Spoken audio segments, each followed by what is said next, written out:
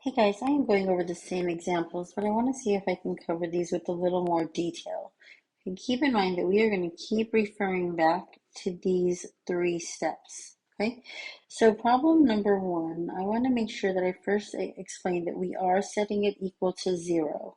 When we set it equal to 0, I want to keep this first term, or the term with the highest degree, I want to keep it a positive number. That's hint number 2 I have up there. So this is when I would subtract 24x squared from this side, subtract 24x squared from this side.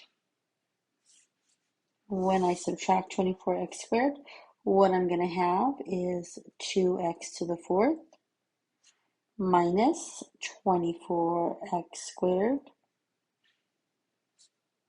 plus 54.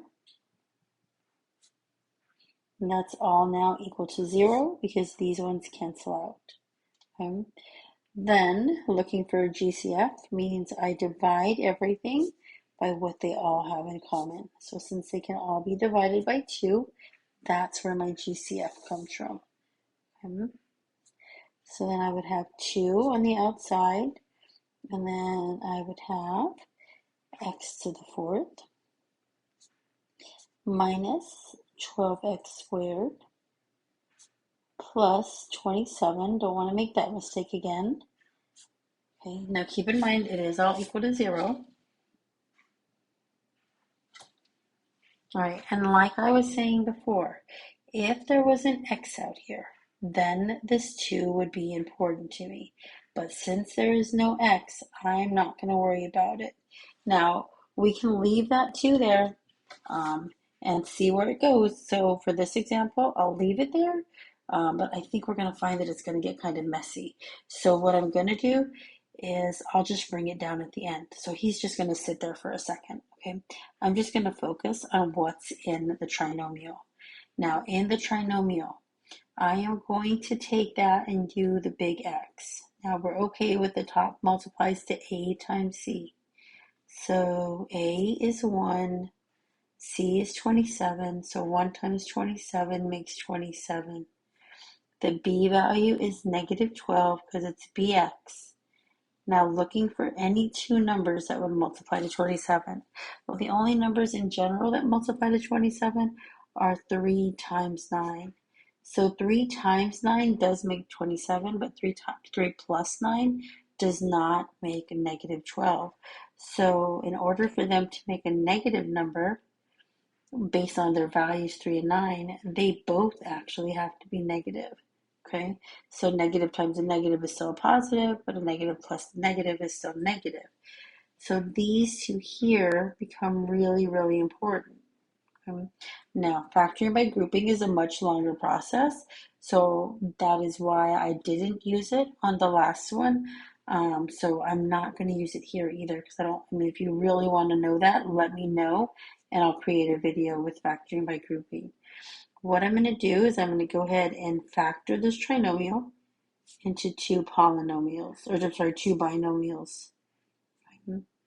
Taking this first term, x to the fourth, if it was x squared, then I would have put an x here and an x here.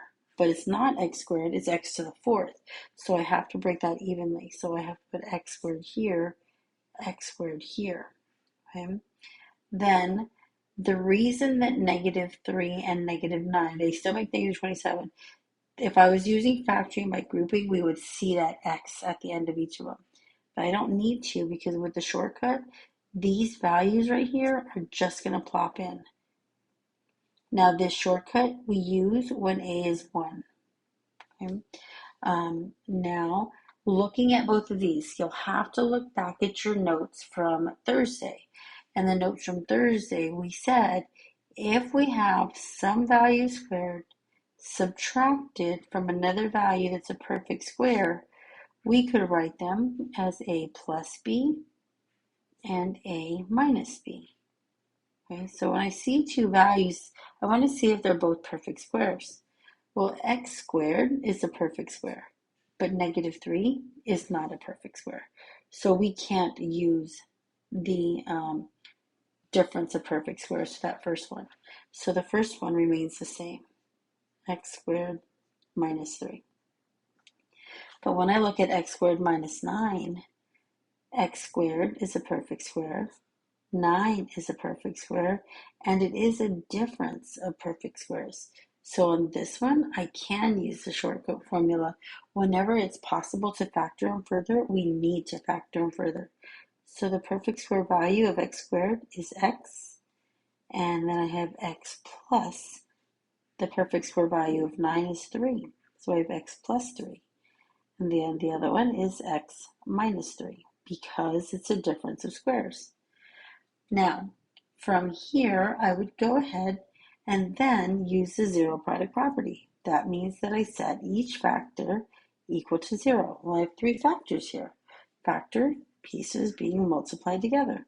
So I have 3 of them. Okay? But wait, I said if our degree is 4, we're going to have 4 solutions. And that's still true. We are going to have 4 solutions.